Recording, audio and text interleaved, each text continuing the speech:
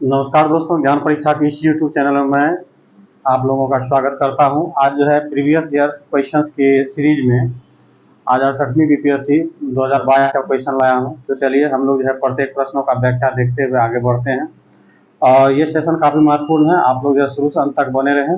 जो दोस्त इस चैनल पर नए हैं कृपया चैनल को सब्सक्राइब कर दें और हौसला को अफजाई करें। चलिए आगे बढ़ते हैं। क्वेश्चन नंबर 1 को हम लोग देखते हैं। क्वेश्चन नंबर 1 कह रहा है कि भारतीय उपमहाद्वीप में लोहा का प्रयोग कब, मतलब शुरुआत कब हुआ था। तो देखिए लोहा का शुरुआत जो है 600 बीसी उत्तर वैदिक काल में हुआ था। 600 बीसी उत्तर वैदिक काल में हुआ था। तो यहाँ देखिए ऑप्शन में 9000 बीसी है, 12000 बीसी है, 6000 बीसी है। तो इसमें से 600 बीसी कहीं नहीं, इसलिए इसका आंसर हो जाएगा उपयुक्त में से कोई नहीं, आंसर हो जाएगा ई। आगे हम लोग चलते हैं। कह रहा है दूसरी शताब्दी के आसपास रचित संस्कृत के शिलालेख के अनुसार सुदर्शन झील एक कृत्रिम जलाशय का मरम्मति किसने करवाया था। तो देखिए इसका मरम्मत जो है रुद्रदामन द्वारा करवाया गया था। रुद्रदामन का जो है अभिलेख जूनागढ़ में इसका उल्लेख किया गया है। आगे हम चलते हैं 3 नंबर में। झांसी के पास देवगढ़, झांसी के पास देवगढ़ का मंदिर और इलाहाबाद के पास गढ़वा का मंदिर से बनी मूर्ति किस कला का महत्वपूर्ण अवशेष है। देखिए मंदिर बनाने की शैली सबसे पहली बार जो विकास हुआ था वो गुप्त काल के शासन काल में हुआ था, इसलिए इसका राइट आंसर हो जाएगा बी, गुप्त काल हो जाएगा। दिल्ली सल्तनत, चौथा क्वेश्चन है, दिल्ली सल्तनत के दौरान मुकद्दम या चौधरी पद किनके लिए प्रयोग में लाया जाता था। तो देखिए उस समय जो है गांव का सरपंच हुआ करता था, इसका राइट आंसर हो जाएगा ए, गांव का सरपंच। आगे हम लोग चलते हैं 5वां नंबर क्वेश्चन। 5वां नंबर क्वेश्चन कह रहा है कि तबाकत ए अकबरी, जिसे कभी कभी अबुल फजल के अकबरनामा से अधिक विश्वसनीय माना जाता है, किसके द्वारा लिखा गया था। तो देखिए ये जो है तबाकत ए अकबरी के लेखक जो थे निजामुद्दीन अहमद थे, निजामुद्दीन अहमद। इसका राइट आंसर हो जाएगा बी, निजामुद्दीन अहमद। यहाँ से क्वेश्चन और आप अच्छे से याद रख सकते हैं अकबरनामा के लेखक कौन है, अबुल फजल है। ठीक, आगे हम लोग निम्न में से किस प्रसिद्ध शासक ने अपनी माता के नाम पर विजयनगर के पास नागलपुरम की एक उपनगरीय बस्ती की स्थापना कराया था। तो देखिए ये जो है कृष्णदेव राय जो है अपनी माँ के नाम पर जो है नागलपुरम के पास एक उपनगरीय बस्ती का स्थापना कराया था। राइट आंसर ये हो जाएगा। आगे हम लोग चलते हैं 7 नंबर में। 7 नंबर में कह रहा है कि निम्नलिखित में किस युद्ध में मुख्य विरोधियों का सही उल्लेख नहीं है। तो देखिए हल्दी घाटी का युद्ध 1576 में लड़ा गया था, ये महाराणा प्रताप और अकबर के बीच। ठीक है, ये पानीपत का प्रथम युद्ध जो है 1520 में लड़ा गया था बाबर और इब्राहिम लोधी के बीच, ये भी सही है। पानीपत का द्वितीय युद्ध जो है टीपू सुल्तान और मराठा, नहीं। पानीपत का दूसरा युद्ध जो लड़ा गया था ये अकबर और हेमू के बीच लड़ा गया था। किसके बीच लड़ा गया था, अकबर और हेमू के बीच लड़ा गया था, हेमू के बीच लड़ा गया था 1556 में। तो इसका राइट आंसर हो जाएगा सी, यही मिलान नहीं है।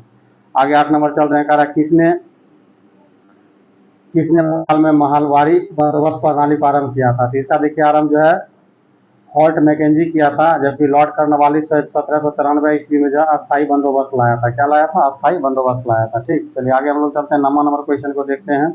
9वां नंबर में कह रहा है कि 19वीं शताब्दी के अंत में इतिहास के अध्ययन ने भारत में राष्ट्रीयता की भावना उत्पन्न करने में किस प्रकार सहायता किया। तो देखिए 19वीं शताब्दी के अंत में इतिहास का अध्ययन, इतिहास का जब अध्ययन किया गया था तो उसमें भारत को बहुत ही पिछड़ा बताया गया था, वो शासन करने योग्य नहीं है ये बताया गया था, जो कि राष्ट्रीय भावना को क्या किया था, उत्पन्न किया था। तो देखिए ये कहाँ पर है, तो पहला ब्रिटिश शासन के अंतर्गत दयनीय स्थिति को बदलने और संघर्ष के लिए नहीं, इतिहास की पुनर्व्याख्या करके अंग्रेजों द्वारा भारतीयों को पिछड़ा, देखिए भारतीयों को पिछड़ा कहा गया था, आदि मतलब आदिवासी टाइप का बताया गया था, स्वयं प्रशासन करने में असमर्थ, ये सब जो है चित्रित जो किया गया था, यही जो राष्ट्रीय भावना को क्या किया था, पैदा किया था। तो राइट आंसर इसका बी हो जाएगा। आगे हम लोग चलते हैं 10 नंबर में। प्रथम बार संघर्ष के तरीके के रूप में स्वदेशी एवं बहिष्कार किसके दौरान अपनाए गए थे। देखिए ये बंगाल विभाजन 1905 के दौरान जो है ये स्वदेशी आंदोलन और बहिष्कार के तरीके को अपनाया गया था, जबकि होम रूल लीग आंदोलन जो है 1916 में चलाया गया था, साइमन कमीशन जो है 1928 में आया था। ठीक, आगे हम लोग चलते हैं 11 नंबर में। वर्ष 1906 में आयोजित भारतीय राष्ट्रीय कांग्रेस के कलकत्ता अधिवेशन में स्वराज का झंडा किसने फहराया था। तो देखिए ये दादा भाई नौरोजी के द्वारा 1906 में फहराया गया था। राइट आंसर होगा सी। आगे हम लोग चलते हैं 12 नंबर में। अबुल कलाम आजाद के द्वारा किस समाचार पत्र का संपादन किया गया था। तो देखिए ये अलीलाल का संपादन जो है अबुल कलाम आजाद के द्वारा किया गया था, जबकि द कॉमरेड, देखिए कॉमरेड और द कॉमरेड अलग है, ठीक ना। यहाँ पे द कॉमरेड के बारे में बोल रहा है, द कॉमरेड का जो संपादन किया था मोहम्मद अली जौहर किया, मोहम्मद अली जौहर किया था। और जबकि केवल कॉमरेड अगर पूछेगा तो कॉमरेड का अगर पूछेगा तो ये जो है आपका मोहम्मद अली जिन्ना था। ठीक, चलिए आगे हम लोग चलते हैं। 13 नंबर में करा, एक सन्यासी जो फिजी के गिरमिटिया मजदूर के रूप में कार्य करने के बाद जब अपने जिले में लौटा था तो पीठ पर जो है तुलसीदास रामायण की एक प्रति लेकर आया था, जिससे वह ग्रामीण श्रोताओं को छंद सुनाता था। यह किस नेता के बारे में कहा जाता है? तो ये देखिए आपका बाबा रामचंद्र थे, जो गिरमिटिया मजदूर के रूप में जो है फिजी से आया था। ठीक, तो ये बाबा रामचंद्र थे। आगे हम लोग चलते हैं 14 नंबर में। खरा, वर्ष 1918 में मॉन्टेग्यू चेम्सफोर्ड सुधार पर कांग्रेस ने एक महत्वपूर्ण रुख अपनाया, जिसके कारण पुराने उदारवादी अवशेष सपरू, जयकर और चिंतामणि टूट गए और जिन्होंने गठन किया था। तो देखिए कांग्रेस के भीतर ही जो है इंडियन नेशनल लिबरेशन पार्टी का स्थापना किया था 1919 ईस्वी में। ठीक, इसका राइट आंसर हो जाएगा ए। जबकि भारत सेवक समाज की स्थापना 1905 में जो है गोपाल कृष्ण गोखले किए थे। स्वराज पार्टी की स्थापना 1923 ईस्वी में मोतीलाल और चित्तरंजन दास किए थे। ठीक, आगे चलिए 15 नंबर में।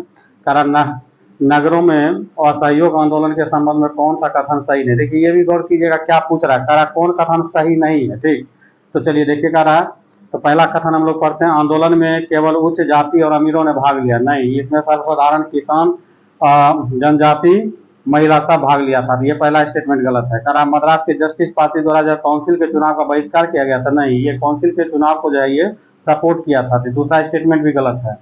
आगे हम लोग चलते हैं तीसरा नंबर में। तीसरा नंबर कह रहा है कि हजारों छात्रों ने सरकारी नियंत्रण वाले स्कूल को छोड़ दिया था। प्रधानाध्यापक और शिक्षकों ने इस्तीफा दे दिया था और वकील ने अपना प्रैक्टिस करना छोड़ दिया। हाँ, ये सब बात हुई थी। ये राइट ऑप्शन है 3। मगर आपको पूछ रहा था गलत चुनने के लिए, तो हम अभी देखें कि 1 और 2 स्टेटमेंट मेरा गलत था, जबकि 3 सही था। तो इसका राइट आंसर ए हो जाएगा। ठीक, आगे हम लोग चलते हैं 16 नंबर में। 16 नंबर का रहा, भारतीय स्वतंत्रता संग्राम के बारे में कौन सा कथन सही नहीं है? फिर देखिए यहाँ कह रहा मतलब कथन सही नहीं उसको चुनना है। कह रहा है वर्ष 1921 में महात्मा गांधी को गिरफ्तार कर लिया गया था। नहीं, चौरा चौरी हत्याकांड कांड के बाद जो है महात्मा गांधी को गिरफ्तार किया गया था, इसलिए पहला स्टेटमेंट गलत है। चौरा चौरी कांड के कारण जो है गांधी जी असहयोग आंदोलन से पीछे हट गए थे। सही है। गांधी जी ने अपना पहला प्रमुख सार्वजनिक भाषण जो है बनारस हिंदू विश्वविद्यालय में दिए थे। ये सही है। मतलब ये बी और सी स्टेटमेंट सही है, ये गलत है। ठीक, तो इसका राइट आंसर यही हो जाएगा। राइट आंसर क्या होगा? ए। आगे हम लोग चलते हैं 17 नंबर में। करा ऑल इंडिया हरिजन संघ की स्थापना 1932 में किसके द्वारा किया गया था? तो देखिए ये महात्मा गांधी के द्वारा किया गया था। और ऑल इंडिया हरिजन संघ की स्थापना 1932 में महात्मा गांधी के द्वारा किया गया था, जबकि 1933 में इसका नाम बदल के हरिजन सेवक संघ कर दिया गया था। और हरिजन सेवक संघ के प्रथम अध्यक्ष जो बने थे आपका घनश्याम दास बिरला बने थे। चलिए आगे हम लोग चलते हैं 18 नंबर में। कह रहा है कि वर्ष 1940 में विनोबा भावे ने व्यक्तिगत सत्याग्रह कहाँ से आरंभ किए थे? तो देखिए जो है पवनार महाराष्ट्र से स्टार्ट किए थे। इसका राइट आंसर हो जाएगा सी। आगे हम लोग बढ़ते हैं 19 नंबर में। कह रहा है कि 20 फरवरी 1947 को प्रधानमंत्री एटली ने भारत से ब्रिटिश शासन को कब समाप्त करने की घोषणा किया था? तो देखिए वह जो घोषणा किया था जून 1948 में भारत को आजाद कर दिया जाएगा। ये घोषणा जून 48 के लिए किया था। तो राइट आंसर ये हो जाएगा। आगे हम लोग बढ़ते हैं 20 नंबर में। 20 नंबर में कह रहा है कैबिनेट मिशन निम्नलिखित में से किसके लिए भारत भेजा गया था? तो सबसे पहले ये जान जाइए कैबिनेट मिशन जो है 1946 में भारत आया था और इसका एक ही उद्देश्य था कि भारत में जो है एक सरकार की स्थापना करना। तो देखिए यहाँ पे है कि एक राष्ट्रीय सरकार की स्थापना करना, ये सही है। सत्ता का हस्तांतरण है तो एक संवैधानिक व्यवस्था तैयार करना, संविधान को तैयार करना, ये भी दूसरा नंबर भी सही है। पाकिस्तान, तो देखिए पाकिस्तान के संबंध में इसका कोई विचार नहीं था, इसलिए पाकिस्तान से संबंधित रिलेटेड स्टेटमेंट जो इसका क्या है गलत है। ठीक, इसमें राइट स्टेटमेंट हो गया 1 और 2। तो यहाँ पे आपको चुनने के लिए क्या कह रहा था? सही चुनने के लिए कर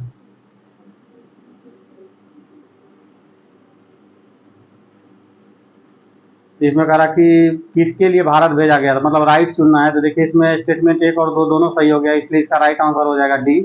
उपरोक्त में से एक से अधिक हो जाएगा। ठीक है, 21 नंबर में चलते हैं।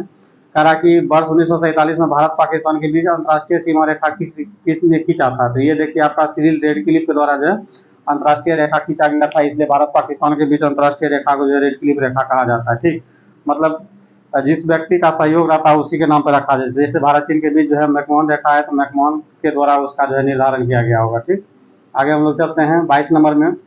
22 नंबर में कह रहा है कि स्वतंत्रता संग्राम के दौरान भारतीय राज्यों कश्मीर, निजाम, हैदराबाद, ट्रावणकोर जैसे भारतीय शासकों द्वारा शासित राज्यों में एक समानांतर आंदोलन शुरू किया गया था, उसका नाम था, तो उसका नाम था प्रजा मंडल आंदोलन था। इसका राइट आंसर हो जाएगा सी। चलिए 20 भूगोल में आते हैं हम लोग अब। करा पेंजिया के टूटे हुए दक्षिणी भाग को क्या, दक्षिणी महाद्वीप को क्या कहा जाता है? तो देखिए दक्षिणी महाद्वीप भाग को जो है गोंडवाना लैंड कहा गया था, जबकि उत्तरी भाग को जो है लॉरेशिया कहा गया था। ठीक ना, पेंजिया के टूटे हुए दक्षिणी भाग को, द महाद्वीप को गोंडवाना लैंड, और उत्तरी महाद्वीप को जो है लॉरेशिया कहा गया था। ठीक, आगे देखिए आर्कटिक और अंटार्कटिक। देखिए आर्कटिक जो है आपका नॉर्थ पोल मतलब उत्तरी ध्रुव के सबसे नजदीक है, और अंटार्कटिक ये दक्षिणी ध्रुव में है, ये दक्षिणी ध्रुव के सबसे नजदीक है। तो इसका राइट आंसर हो जाएगा आपका क्या, सी। आगे हम लोग चलते हैं 25 नंबर में, करा कि क्षोभ मंडल के बारे में कौन सा कथन सत्य है? तो देखिए क्षोभ मंडल की ऊंचाई लगभग औसत 13, तो कहीं 13 देता है कहीं 16 देता है, तो ये चलता है, कोई दिक्कत नहीं। पहला स्टेटमेंट सही है। ये वायुमंडल की सबसे ऊपरी परत है, नहीं, ये सबसे निचली परत है। कौन परत है? ये निचली परत है। तो दूसरा स्टेटमेंट आपका गलत है। इस परत का तापमान ऊंचाई के साथ बढ़ता है, नहीं, 165 मीटर जाने पर जो है 1 डिग्री सेल्सियस डाउन होता है। ठीक ना, बढ़ता नहीं है, घटता है। ये दूसरा स्टेटमेंट मतलब सी नंबर भी स्टेटमेंट गलत है, इसका राइट आंसर हो जाएगा ये। आगे हम लोग चलते हैं, करा कोपेन की वर्गीकरण योजना के अनुसार उत्तर प्रदेश और बिहार की जलवायु को किस श्रेणी में रखा गया? तो देखिए ये जो आपको CWG की श्रेणी में रखा गया, इसको जो है डायरेक्ट याद कर लीजिएगा। आगे हम लोग चलते हैं 27 नंबर करा वातावरण मुख्य रूप से किसके द्वारा गर्म होता है? तो देखिए वातावरण जो मुख्य रूप से दीर्घ स्तरीय तरंग के द्वारा जो है ये गर्म होता है। ठीक, तो इसका राइट आंसर हो जाएगा ए। इसका राइट आंसर होगा ए।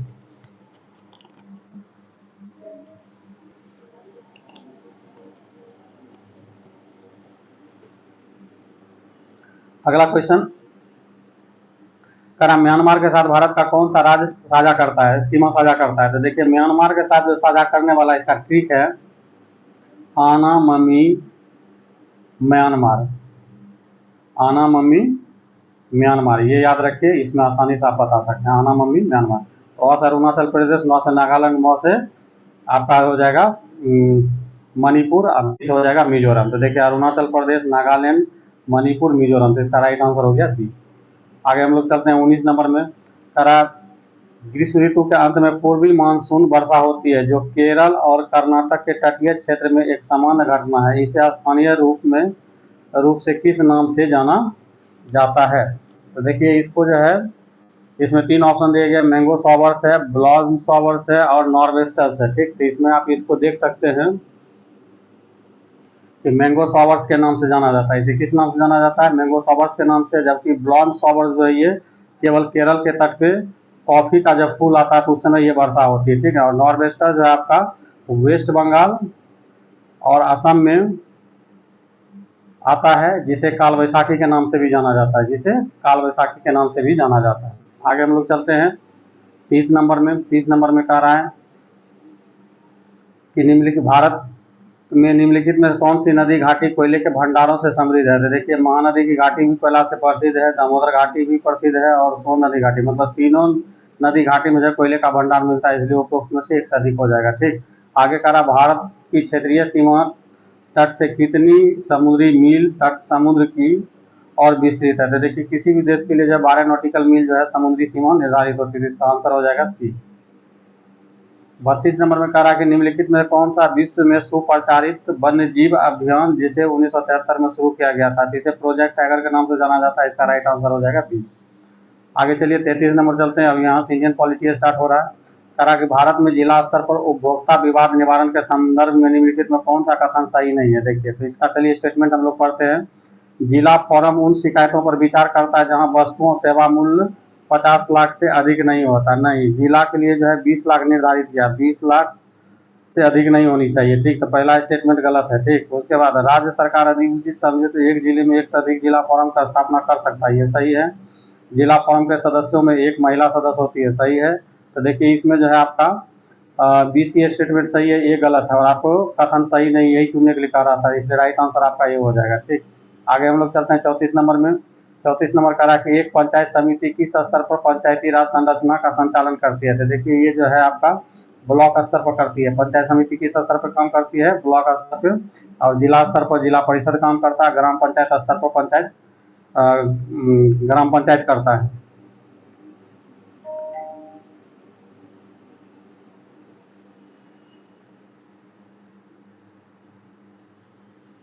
निम्नलिखित किसे समूह निम्नलिखित में से किसे समुदाय विकास के पहले कार्यक्रम के रूप में स्थापित किया गया था? तो देखिए इसमें जो है आपका देखिएगा तो राष्ट्रीय विस्तार सेवा है, ये क्वेश्चन बहुत बार पूछा है।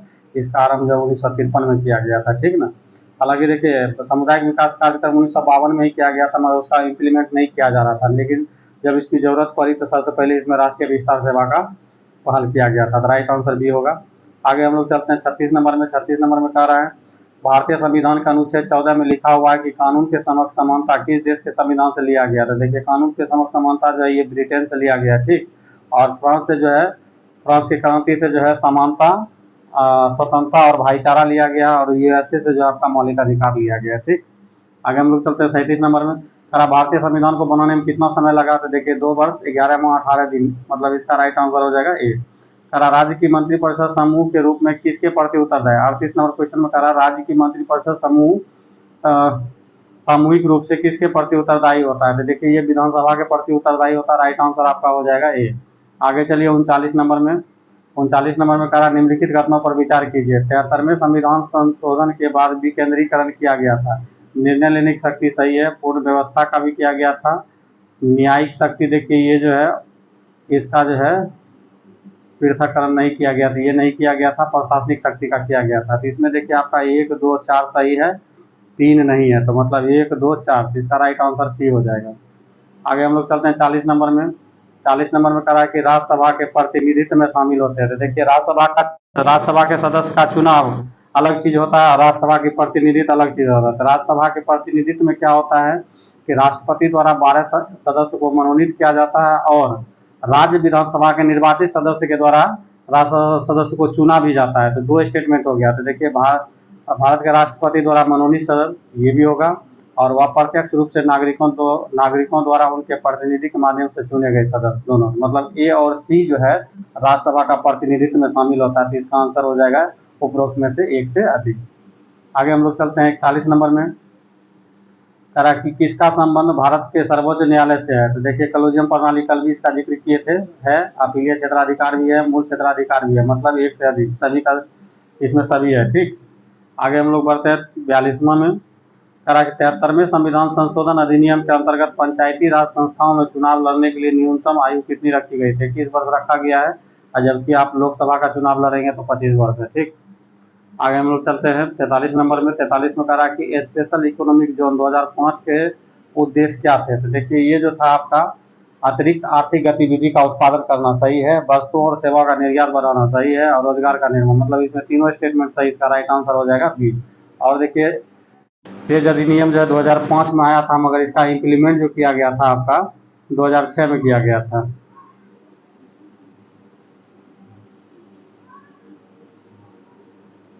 इसका इम्प्लीमेंटेशन जो किया गया था वो आपका 2006 में किया गया था। चलिए आगे हम लोग चलते हैं 44 नंबर में।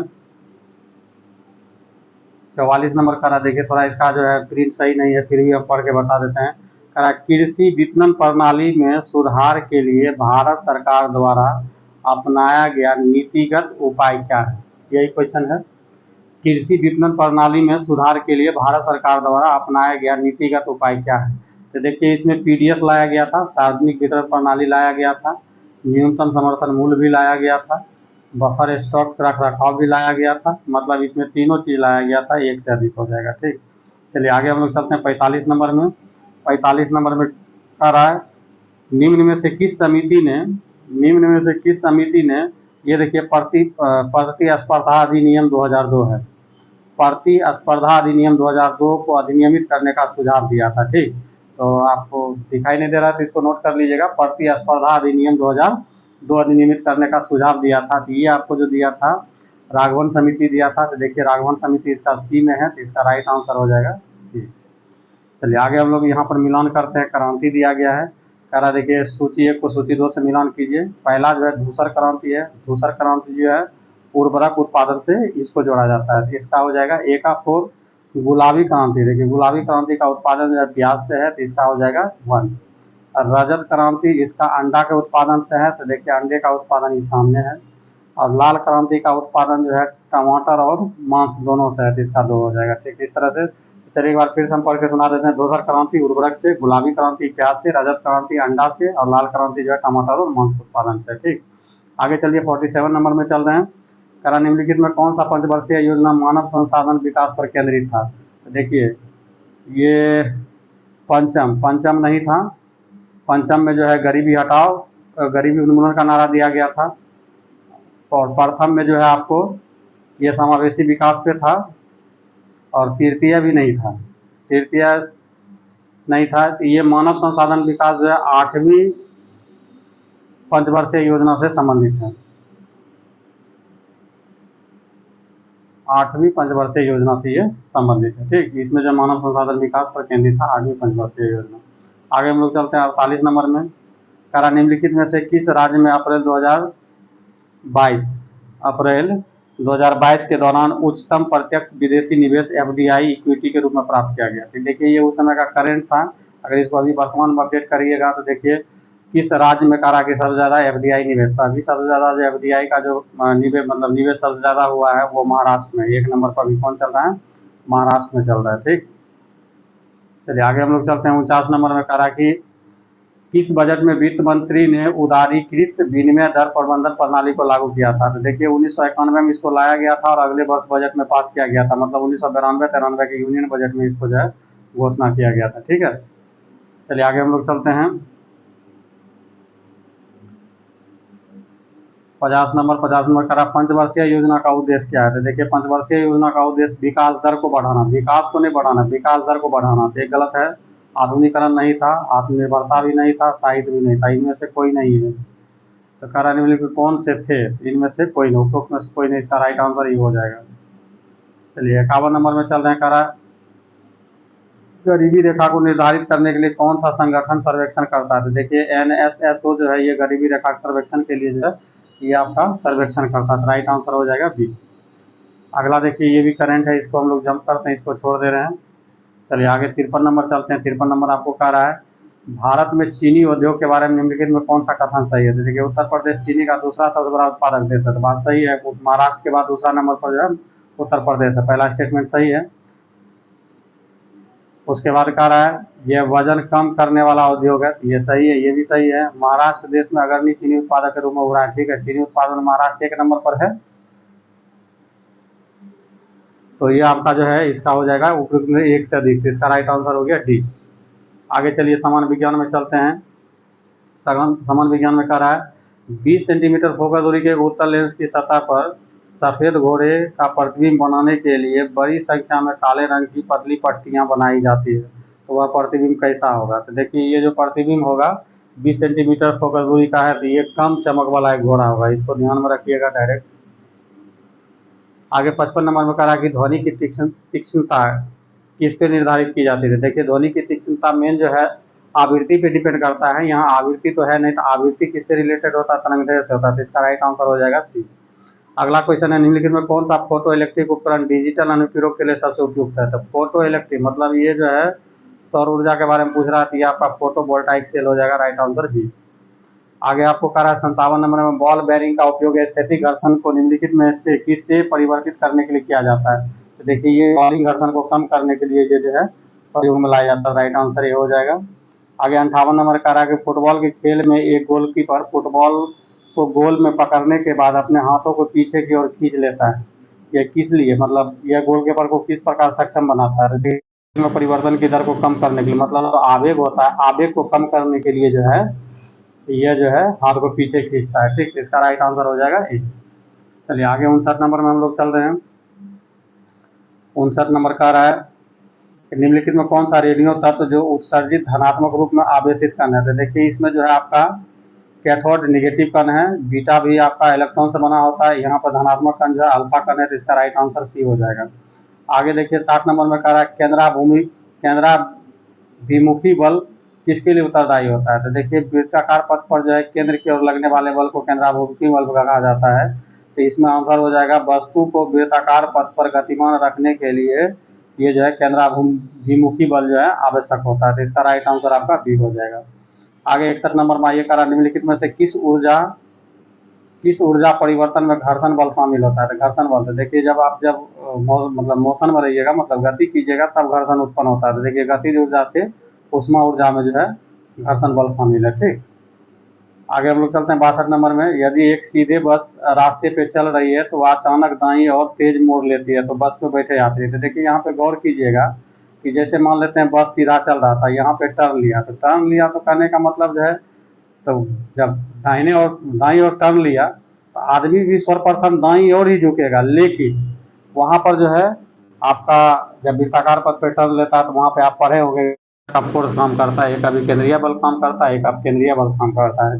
अभी केंद्रीय बल तो इधर इसको दाईं ओर खींचेगा, लेकिन एक छद्म बल काम करता है आप केंद्रीय, जो उसको बाहर की ओर खींचता है, जिसके कारण आदमी जो है उल्टा रिवर्स जो झुका हुआ महसूस करता है, मगर वास्तविक में जिधर बस टर्न लेती है उधर ही आदमी झुकता है। ठीक, इसका राइट आंसर आपका हो जाएगा ए, दाईं ओर झुकेगा। 63 नंबर में कह रहा है, एक संगीत कार्यक्रम में ऑर्केस्ट्रा बजाने से पहले एक सितार वादक तनाव को समायोजित करने की कोशिश करता है और स्ट्रिंग को उपयुक्त रूप में बांधता है, ऐसा करके वह क्या ठीक करने का कोशिश करता है? तो देखिए अन्य वाद्य यंत्रों के साथ आवृत्ति का जो मिलान करता है, तो इसका राइट आंसर ये हो जाएगा। ठीक, आगे चलिए 64 नंबर में। 64 नंबर का पदार्थ के एक रूप का कोई निश्चित आकार नहीं होता है, लेकिन एक निश्चित आयतन होता है। जिसमें आकार नहीं होता है मगर निश्चित आयतन होता है तो वह तरल होता है। यहाँ देखिए तरल के रूप में मिट्टी तेल है, तो राइट आंसर आपका सी हो जाएगा। आगे चलिए 65 नंबर में करा कि कुछ ऑक्साइड अम्ल और क्षार मतलब दोनों नेचर को दर्शाता है, जिसे कि उभयधर्मी ऑक्साइड कहा जाता है। तो उभयधर्मी ऑक्साइड का उदाहरण है, तो देखिए उभयधर्मी ऑक्साइड जो दो बनाता है, एक तांबा बनाता है, एक एल्युमिनियम बनाता है। तो देखिए Al2O3 और CO ये जो है उभयधर्मी ऑक्साइड है। ठीक, आगे हम लोग चलते हैं 66 में। कह रहा है कौन सी गैस अपने ग्रीन हाउस प्रभाव में ग्लोबल वार्मिंग में योगदान देती है? तो देखिए ये उस समय carbon dioxide, nitrous oxide, methane ये सभी का सभी था, इसलिए इसका राइट आंसर एक से अधिक हो जाएगा।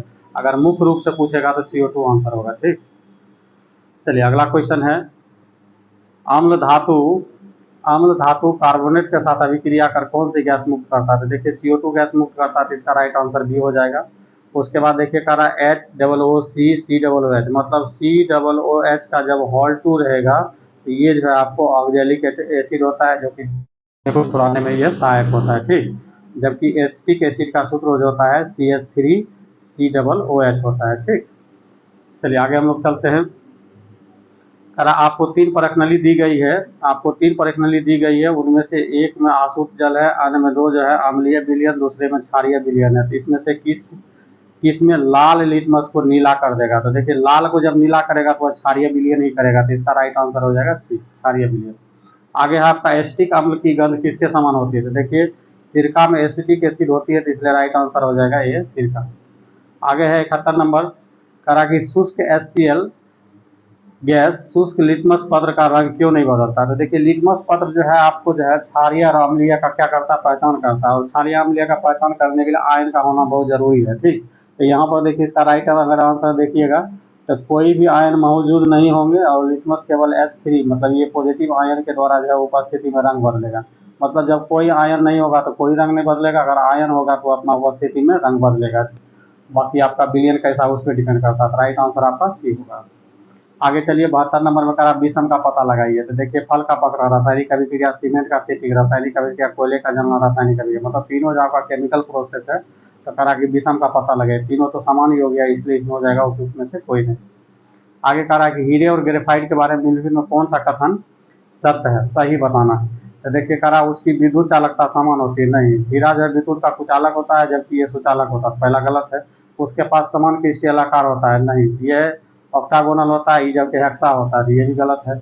उनके पास समान डिग्री कठोरता होता है, नहीं। हीरा की कठोरता ज़्यादा होता है, ग्रेफाइट का कम होता है, ये भी गलत है। मतलब इसमें हो जाएगा उपरोक्त में से कोई नहीं। आगे चलिए हम लोग चलते हैं 74 नंबर पे।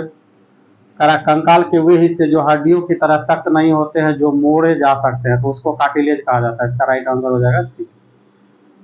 करा 75 नंबर में लाइकेन में एक क्लोरोफिल युक्त सहभागी के एक साथ रहते हैं। तो देखिए शैवाल कवक जो है सहभागी के रूप में रहते हैं, तो इसका राइट आंसर हो जाएगा ये शैवाल और कवक हो जाएगा। लाइकेन के एक क्लोरोफिल युक्त सहभागी के रूप में रहते हैं शैवाल और कवक, और शैवाल और कवक के बीच जो संबंध होता है वह जो होता है म्यूचुअलिज्म का होता है।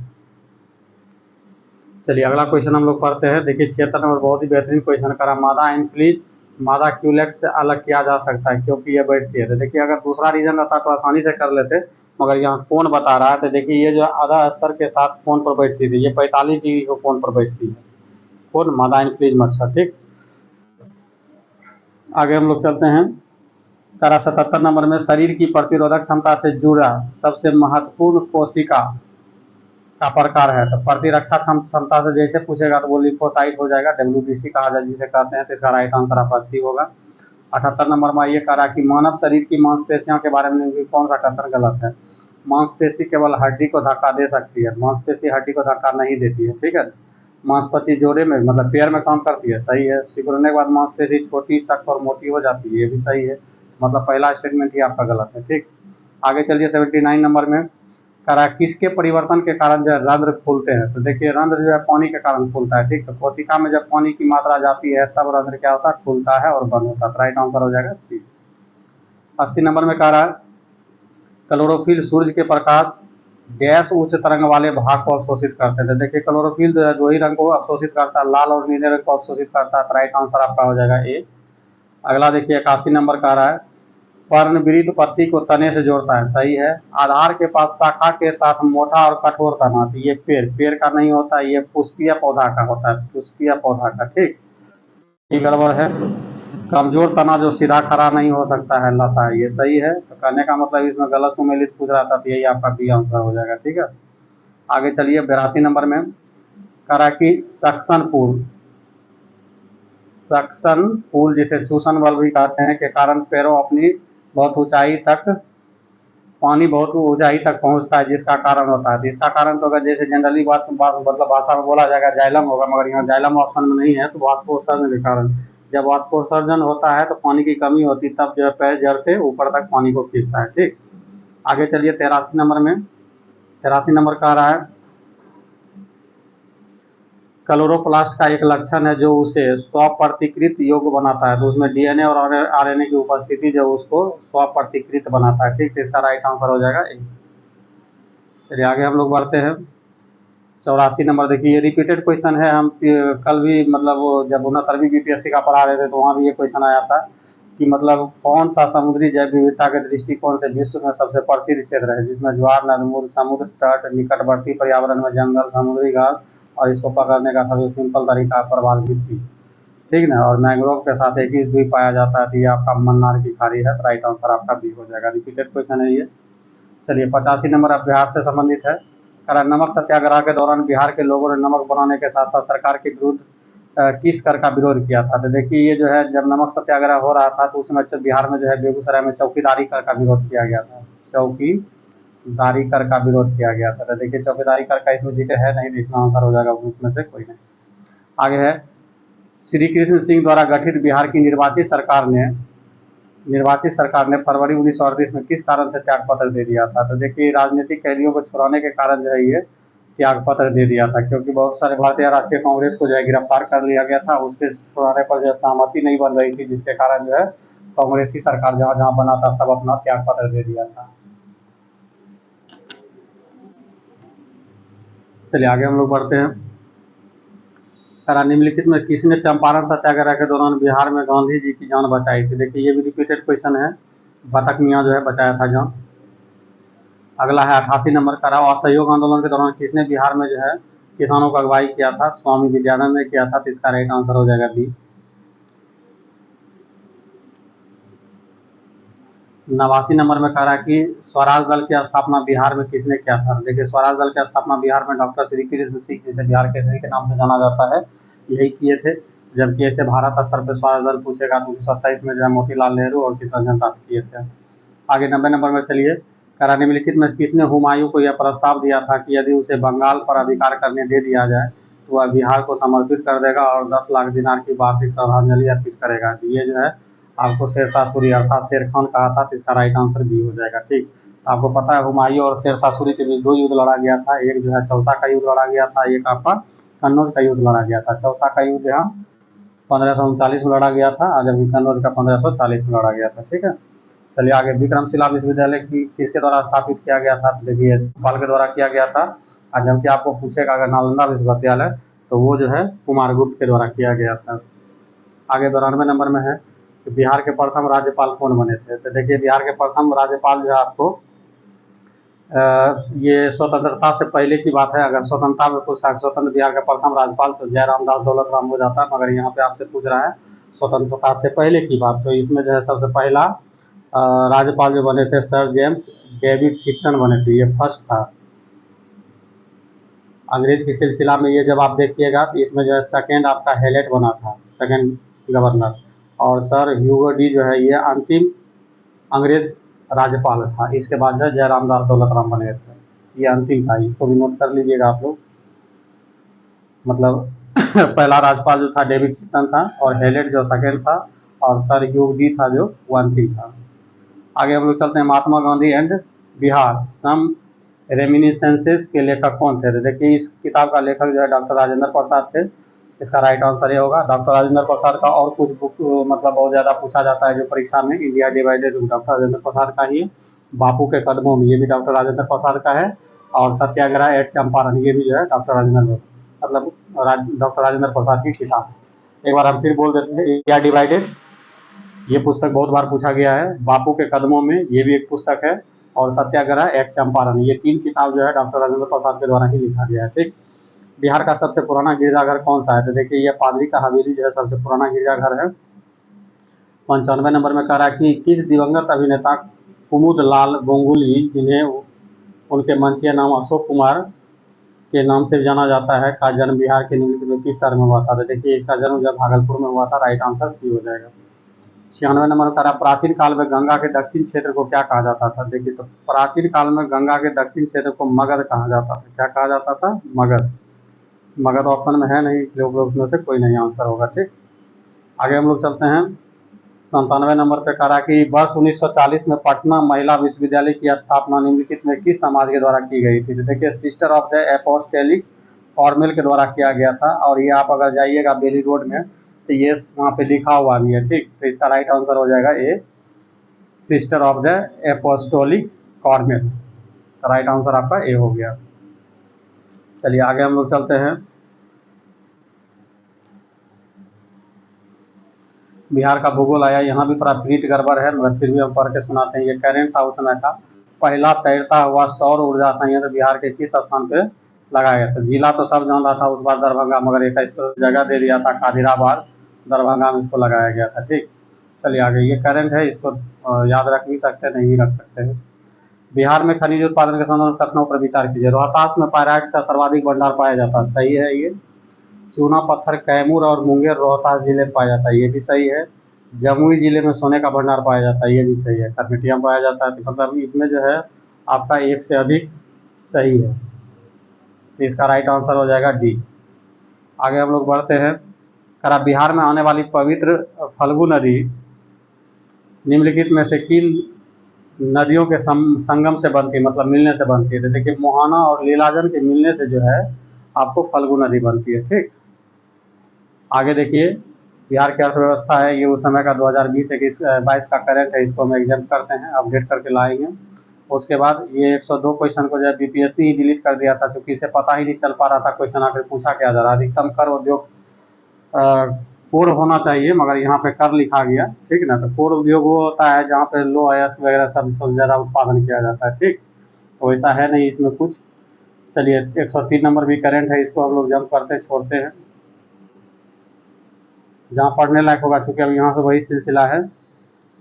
104 भी बिहार आर्थिक सर्वेक्षण से इसको छोड़ दे रहे हैं हम। 105 भी छोड़ रहे हैं। 106 इसको पढ़ा जा सकता है। आर्थिक सर्वेक्षण के अनुसार किस जिले का प्रति व्यक्ति आय सबसे कम है? तभी भी रिकॉर्डेड शिवहर का ही सबसे कम है, और सबसे ज़्यादा जो है पटना का है, और दूसरा नंबर पर बेगूसराय का है। ठीक, मतलब सबसे अधिक आय वाला जिला पटना, दूसरा नंबर पर बेगूसराय, और सबसे कम आय वाला जिला जो है आपका शिवहर। हाँ, ये 107 को अपडेटेड करके पढ़ सकते हैं। ये 23-24 का डाटा आ गया है। 23-24 में जो है आपका 23-24 में जो है एसजीडी में बिहार का मतलब अंक जो मिला है 57 मिला है। कितना मिला है? 57 मिला है। ठीक, इसको आप याद कर लीजिएगा।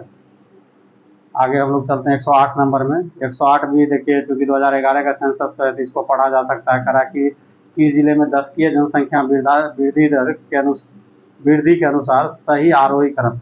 आरोही क्रम का मतलब हुआ बढ़ते क्रम, मतलब सबसे पहले कम को रखेंगे, उसके बाद उससे ज़्यादा, उससे ज़्यादा, उससे ज़्यादा आगे बढ़ेंगे। ठीक, तो इस तरह से जब देखिएगा तो यहाँ पे पूछ रहा है सबसे 10 की है जनसंख्या वृद्धि दर, तो सबसे ज़्यादा 10 की है जनसंख्या वृद्धि दर जो है मधेपुरा में था। तो देखिए किसके ऑप्शन में सबसे लास्ट में मधेपुरा, वही आंसर हो जाएगा। तो बी इसका राइट आंसर हो जाएगा, मधेपुरा सबसे लास्ट में है। आगे 109 नंबर में देखिए कह रहा क्या, बिहार में कृषि आधारित उद्योग किस खाद्य उद्योग का प्रभुत्व है। तो देखिए अनाज, चूंकि सबसे ज़्यादा अनाज का उत्पादन होता है, तो राइट आंसर इसका बी हो जाएगा।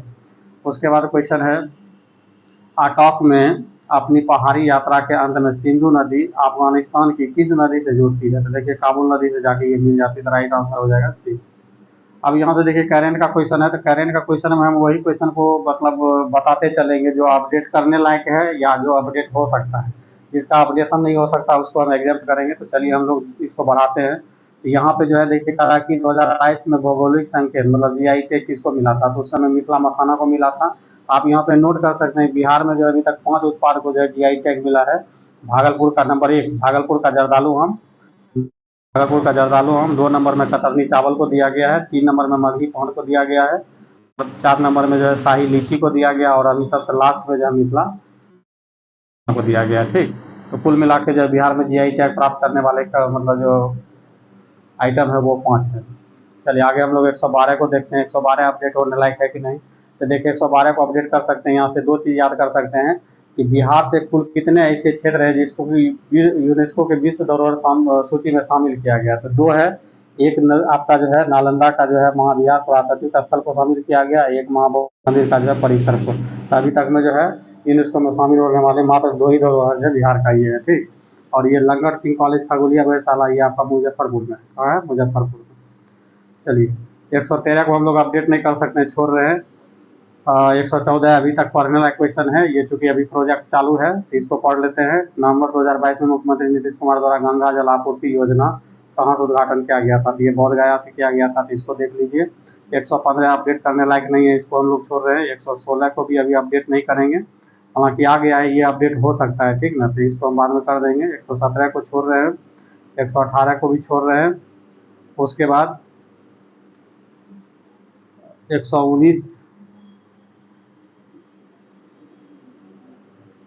119 भी करेंट ही है। 120 को,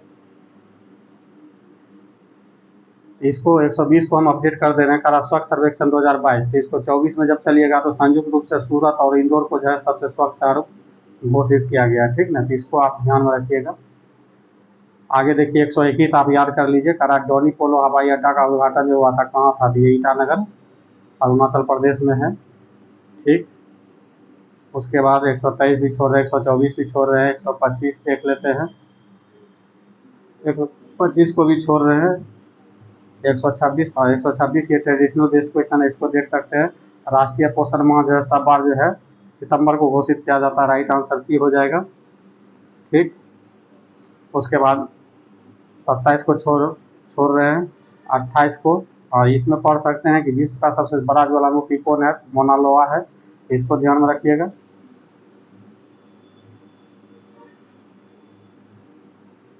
इस तरह से ये सब करंट है, इसको हम लोग जो है एग्जाम्प्ट करते हैं। करंट का सेशन तो प्रतियोगिता दर्पण में आपके लिए हम ला ही रहे हैं। इस तरह से देखिए 140 तक जो है आपका करंट भरा हुआ है, तो इसको हम लोग जो है यहीं पे स्टॉप करते हैं। बाकी 140 के बाद जो है इसका मैथ सेशन है, तो मैथ सेशन के अलग से वीडियो आपका आएगा। तो बाकी जितने भी प्रश्न था दोस्तों, मैंने उसका एक एक करके जो है मतलब सॉल्यूशन बता दिया। उम्मीद करते हैं आप लोग को बेहतर लगा होगा। तब तक के लिए जय हिंद।